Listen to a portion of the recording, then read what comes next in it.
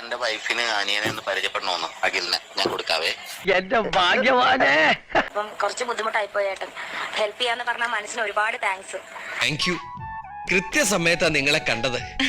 ഈ ഉപകാരം ഞാൻ ഒരിക്കലും മറക്കില്ല. എന്നെപ്പോലെ ഒരു സെലിബ്രിറ്റിയെ താൻ ഒരു 4 ദിവസമായിട്ടിട്ട് പറ്റിക്കുകയാണെന്ന് തന്നെ ചേട്ടൻ പറയുള്ളൂ.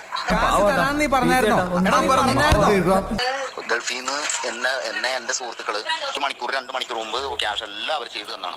ഇവന് മനസ്സിലായി. എനിക്ക് ഇവന്റെ അടുത്ത് കടം ചോദിച്ചിട്ട് പൈസ തരായിരുന്നു. കിട്ടാനുള്ള പൈസ അല്ല കേട്ടോ. കിട്ടാനോ ഇവരാർക്കെങ്കിലും കടം കൊടുത്തിട്ട് ഇങ്ങോട്ട് കിട്ടാനുള്ള പൈസ ഒന്നുമില്ല, അങ്ങോട്ട് ചോദിക്കുന്നതാ. നിനക്ക് എന്ത് കാശ് വെച്ചാൽ തരാൻ പറ്റില്ലേ? കടവിട്ടല്ലോ ചോദിച്ചത് നിന്റെ അടുത്ത്. കടവിട്ടല്ലോ ചോദിച്ചത്. അങ്ങോട്ട് ചോദിച്ചിട്ട് കൊടുക്കാമെന്ന് പറഞ്ഞിട്ട് കൊടുക്കാത്തവരെ മെക്കെട്ട് ഇടിച്ച് കയറുന്ന രീതിയിലുള്ള സംസാരമാണ് ഈ കേട്ടത്. മോൻ ചെയ്തതിനുള്ളതൊക്കെ മോന് ദൈവം തിരിച്ചു തരും.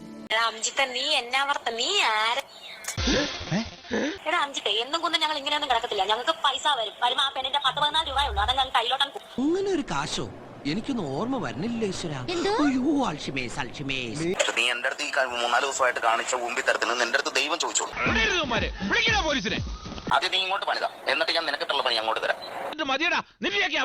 നീ അനുഭവിച്ചില്ലെങ്കിൽ എന്റെ പേര് നീ മാറ്റിയിട്ടോ. നീ എന്നെ കൊല്ലം കൂതിന്ന് വിളിച്ചോ. നിനക്ക് പ്രാന്താളാ പന്നി. ഇവരാണേലും ആരാണേലും ഞങ്ങളാരെങ്കിലും പറഞ്ഞിട്ടാണോ പൈസ കൊടുത്തതും കാറ് കൊടുത്തതും? നീ കിടന്ന് ഉരുളൊന്നും വേണ്ട. ഇക്കാര്യമേ എനിക്ക് നല്ല ഓർമ്മയുണ്ട്. കുടിച്ചാട്ട സെലിബ്രിറ്റിയാ. പുള്ളിയുടെ കയ്യിൽ ഈ 1 വർഷമായിട്ട് ഇത്ര ബുദ്ധിമുട്ടാ. അതൊന്നും അറിയാൻ നിങ്ങൾ വന്ന് തല വെച്ച് കൊടുത്തിട്ട് പിന്നെ എന്നോട് എന്ത് എന്താടാ രഞ്ജിത്തുണ്ടായി